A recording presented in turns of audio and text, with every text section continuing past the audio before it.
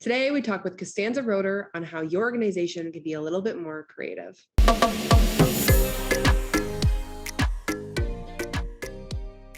Hello, and welcome to Driven's Fundraising Superheroes podcast. You know me, I'm your host, Sabrina Shushente, and as an innovator in nonprofit technology, our team at Driven is determined to help you get the most from your data.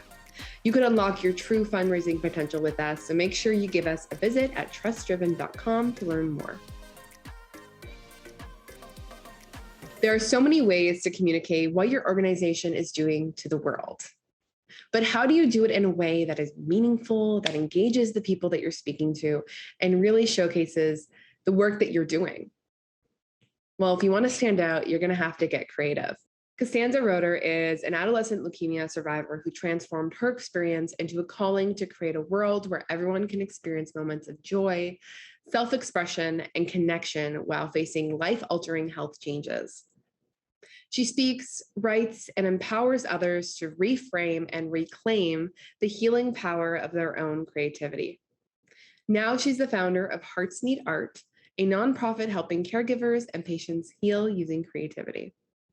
She joins us to share how her organization approaches their communications and how they share their mission with the world, especially using their podcasts. So thank you, Constanza, for joining me.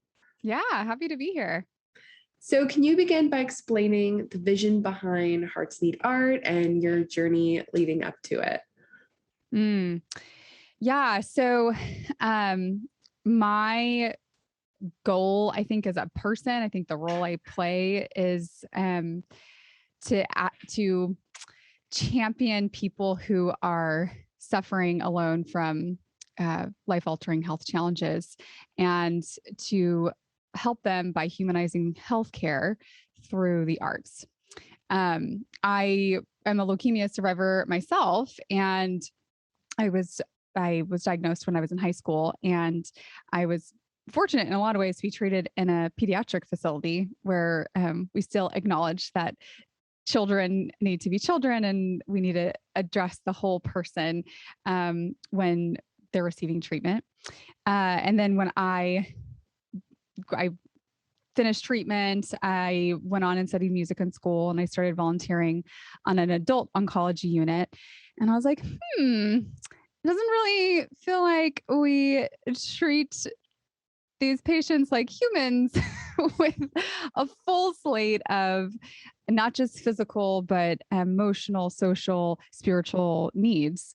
And a lot of the patients that were on the unit had access to the top of the line care, but were struggling, their caregivers were struggling with compliance issues. Like they were upset and they weren't wanting to take their medicine, or they weren't wanting to take a shower, or things that were essential for their physical well-being because they were so dysregulated in their emotional and spiritual well-being.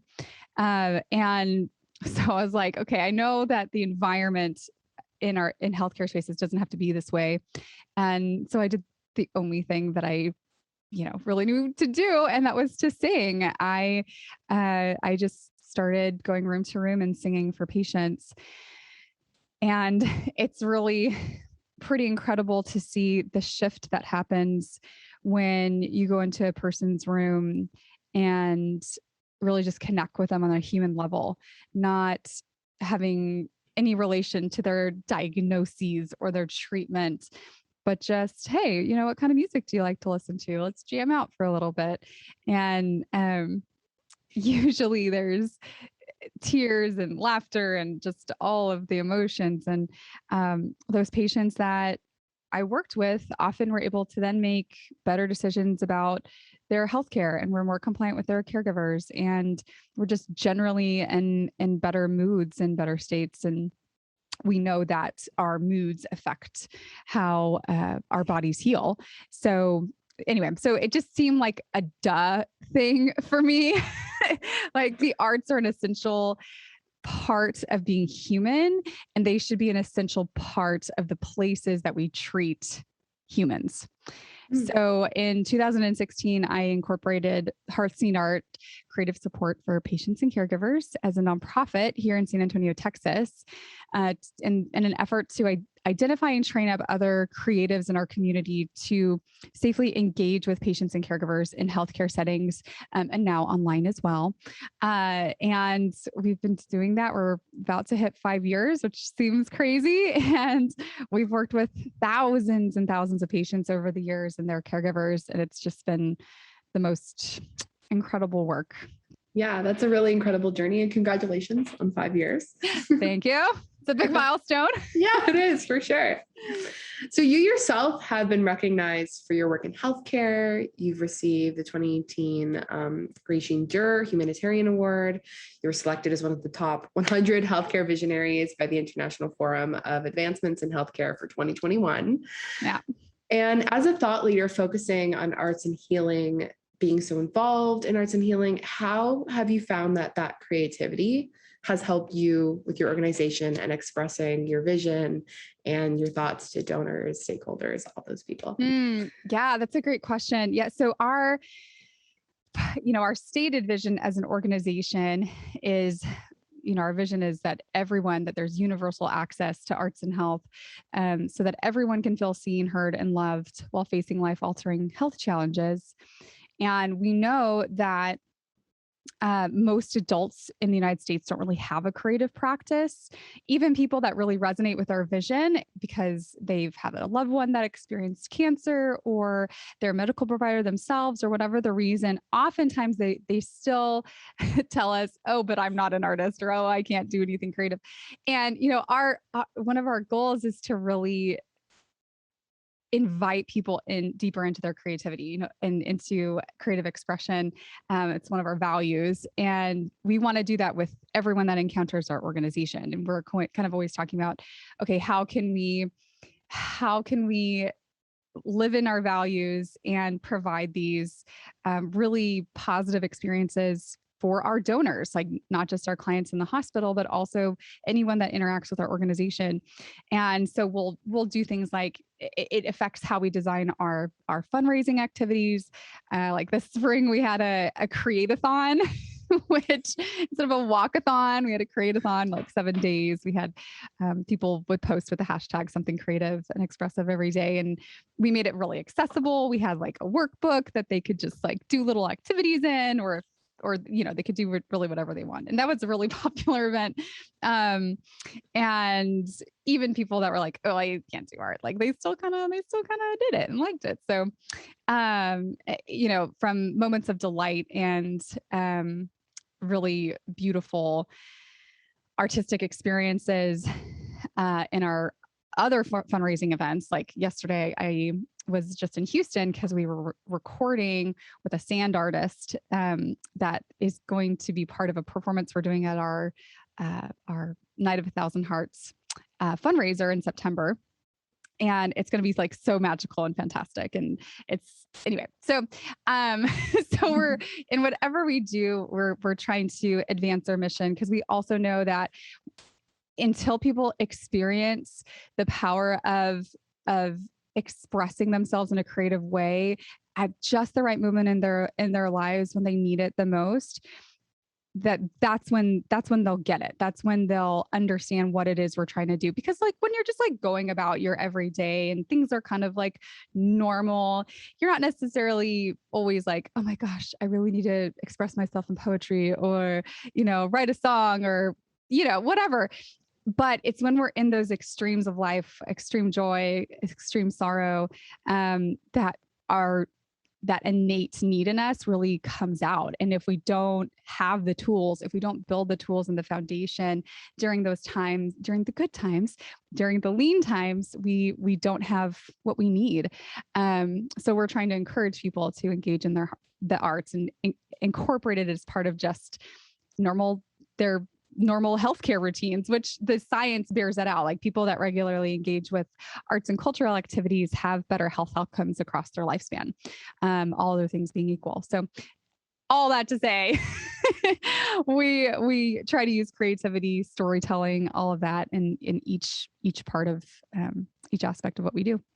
Do you find that has helped push you to pursue more creative outlets with donors as well? Do you find that they're often engaging and getting interested and in getting involved in activities? And sometimes they do it to their chagrin, like at some of our fundraising events. But then they might be reluctant at first, but then really enjoy themselves once they get into it, which is exactly what we see when we work with patients in the hospital. There's always like, well, I don't know. And then they do it and they're like, wow, this is awesome. I want to do this every day. So yeah, it kind of crosses those lines and into donors too. Yeah. For sure. It's hard not to get involved when you see everyone else having fun. Yeah, exactly. Yeah. It's like, okay, well, I guess I'll do it. Let's see what this is about. So I'll try it. Yeah. That's fantastic. So you also host your own podcast, Arts for the Health of It, a show that you co-host with Richard Wilmore, where you discuss how and why arts impact health, well-being, and society. So what made you want to start that podcast? What was the process? Yeah. So there's a growing movement to advance the field of arts and health and to incorporate arts into community health practices, public health, healthcare, all of these different aspects. But we still need more voices advocating and sharing the stories of transformation that come out of this work. And there were some people doing little pockets of arts and health related topics occasionally on their podcasts. And when we were kind of like looking at what else was out there. But we were struggling to find anything that really targeted highlighting the work in this field and encouraging and teaching people how to use the arts to promote their health and well-being. And so we're like, well, I guess we'll do it. And it aligns with our vision of just advancing the field as a whole. And we felt like that was a role that we were well equipped for. I was really fortunate early on in starting Hearts Need Art. And even before, I was able to take some courses at Duarte, which is a design and communication firm in the Silicon Valley. And they specialize in helping people craft persuasive communications. They work with Apple and Google and, Al Gore and TED Talk people, like anyone, a lot of presentations that you see actually are part of their work. So anyway, they have courses to teach people kind of their method and how they use storytelling to communicate and help people really resonate and understand the vision you're trying to cast. And that art of storytelling that I learned at Duarte was hugely impactful in how I communicate with donors, with like even on our podcast. And it's like the gift that keeps on giving. And then of course, Richard Wilmore he's on our staff, and he's had his own talk show for years. And so he's used to being a host, and like, okay, we're just going to combine these things. It makes sense. We're going to make a podcast. And it's been so fun to get to talk to some of my heroes in the field and people doing just the most magical, awesome work. It's so cool. Oh, definitely. Yeah, podcasts are the best at, obviously as a podcast host myself as well, like I know, like it's so much fun creating. And it's also great because you get to create a space where people can learn and you really become a tastemaker in your field. You get to collect all these stories and become a really valuable resource. So have you found that there's a lot of benefits to having a podcast as a nonprofit? Yeah, it's been really interesting. On the one side, one of our goals of having the podcast and targeting different guests for our podcast is we wanted to cover a whole breadth of examples and types of people that are connected with the arts and how it's impacted their health and well-being. To be able to use that for other people in our field, to be able to use that as a resource. So let's say there's an arts organization that wants to partner with a hospital in, I don't know, Montana, and there's no arts and health in Montana. I actually don't know that. Maybe there is. But maybe like the administrators that they're talking with don't have any concept of what it could look like. Well, we talk to administrators on our podcast that have arts and health programs and talk about why they have arts and health programs and the benefit it brings to their hospital. Well, that person at that arts organization in Montana can then send that episode as part of their proposal package, and use other people's stories to leverage, and just to advance the field, to use that as leverage to advance the field. So that was one of our goals, and we're excited that people are being able to use it for that. And then also just exposing more people to the work that we do. We haven't totally figured out all the bugs in our system, because we've gotten applications from all over the country for people wanting to work with us. And we're like, there's so much enthusiasm building, and like, we don't know what to do with them yet. So, it's kind of created other problems that are good, but just, we're still working out the kinks in our system on that side. It's just a result we didn't think about. And then also it's an interesting thing on the funder side. So far, we haven't seen like a huge influx in like individual donations from people listening to the podcast. Some people have donated, some people have enrolled in some of our programs because of the podcast, things like that. But for grantors, like funders, when we started our podcast and like kind of word got out that we had this podcast, it was interesting who was which foundations were interested in talking with us that hadn't been interested before. There was something about,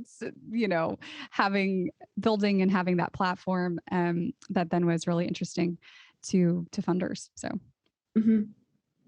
yeah, because I guess it almost proves that you know what you're preaching, because it gives you that space to let it be completely yours. Yeah, it's a good way to show your expertise and also all the work that you're doing in your organization. Have you found that it helped you to connect with volunteers at all? Or just increase your audience beyond Texas?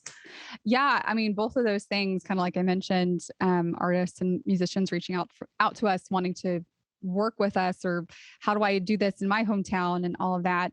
And it's even kind of shifted because of the type of response we've received. It's kind of shifted some of the initiatives that we are working on for the future in our organization, which I won't share yet, but and we're kind of moving up the timetable on some of them because of that response that we're getting. Because our goal isn't necessarily to have Hearts Need Art all over the country, but how do we help what role can we play to help activate other people and advance this field around the country, so this becomes standard of care? It's much less efficient for a central organization to, kind of have a monopoly, but like, how do you, and it's less effective too, anyway, for other reasons, but how do we activate people that understand the cultural context that they're in and their healthcare system is in, and the people that are served in that healthcare system? How do we activate them to do the work once they hear it and they're like, oh my gosh, I would love to do that? And there's around the country, we're not the only people thinking of how to do this. There's been, there's some really great resources that even I had access to when I first started, and universities that are starting certificate programs in arts and health and how to run arts and health, all that kind of stuff is starting to happen. So, we're looking at what's our role in advancing the field. Mm-hmm. Before we go today, I'd love to hear, do you have any advice for other nonprofits if they want to get creative, maybe try something new like a podcast? What would you suggest to them? Big question. Start, do an honest assessment of what your strengths are. And, if you don't have someone that is really passionate about starting podcasts and has the skills, or at least can go get the skills to put together good interviews and communication, don't feel the pressure to do that. But if you do have those things, don't put barriers up in your own mind around not being able to do something. Like, don't get intimidated by it, I guess. It's very easy. Like there's complications that, everything's like easier than you think it is and harder than you think it is, like any new thing. Right. But there's so many resources out there. Google how to start a podcast is a great place to start. Find other people that have started podcasts, and also see how you can, incorporate creativity, which nonprofits pretty much have to do this because of the constraints on budget and all those kind of things. But consider how you can get creative in the work that you're doing. If you have a fundraiser that's kind of falling flat that you've done for the last 15 years, maybe it's time to shake it up and try an element of surprise, and don't be afraid to experiment. There's some things that, like for an example, a couple years ago, we had an activity at one of our galas, and we had a hospital haute couture fashion show. we put a bag of hospital items that you might find in a hospital room, like a plastic gown and toilet paper and a cup and just random things that you would find in a hospital room. And we put it in bags underneath each table. And then halfway through the gala, we're like, okay, we're going to play a game and look under your table and pull out the bag. And they had to create an outfit on one of their table mates, and then they had to like walk the catwalk with their outfit. And this was a controversial activity because there were some of our donors that was like, that was so like outside of my comfort zone. I would never want to do that again. And other people were like, this is the most amazing thing ever. But no matter what the reaction was, it was strong, and people absolutely remembered us for it. And it stood out. So take risks, even if you are a little bit nervous, it's okay to try new things. The world's changing so fast that if we don't keep up in the nonprofit space, we're not going to be able to serve our clients well. So that's what I'd say about that. Yeah.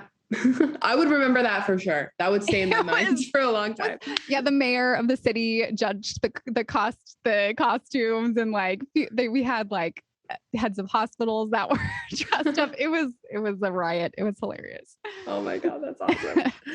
Well, thank you so much, Constanza, for coming onto the show with me. Before we head off, can you let our listeners know how they can get in touch with you? Sure. Yeah. So one of the best ways is to go to heartsneedart.org.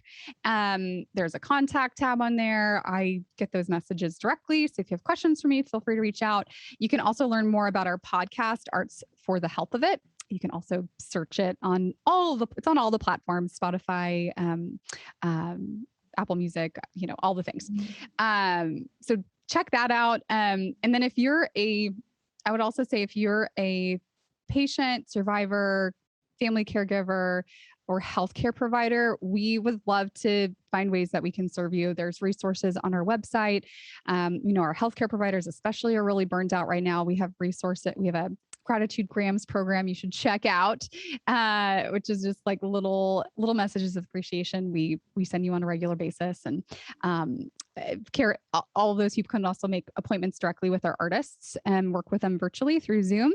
So if you've never really dabbled in creative arts and you're feeling like, okay, I feel like I need something, you can go there, and it's free of charge. You can, of course, make a donation if you want. But I would just encourage you to go check out those resources. And we'd love to connect with you. Constanza, for joining us. As she mentioned, you can go to heartsneedart.org to get all that information, to listen to the podcast, to get in contact with Constanza. I'll make sure to link both the website and a direct link to the podcast in the show notes, so you can get involved, get inspired, and learn more about how arts can heal. And if you want to stay updated on everything Fundraising Superheroes, we have a ton of resources for you. Our website is full of amazing blog posts. You can listen to all past podcast episodes, and you can subscribe to our newsletter. So make sure to give us a visit at trustdriven.com. And as always, thank you so much for listening, and we'll see you next time on the Fundraising Superheroes podcast. you.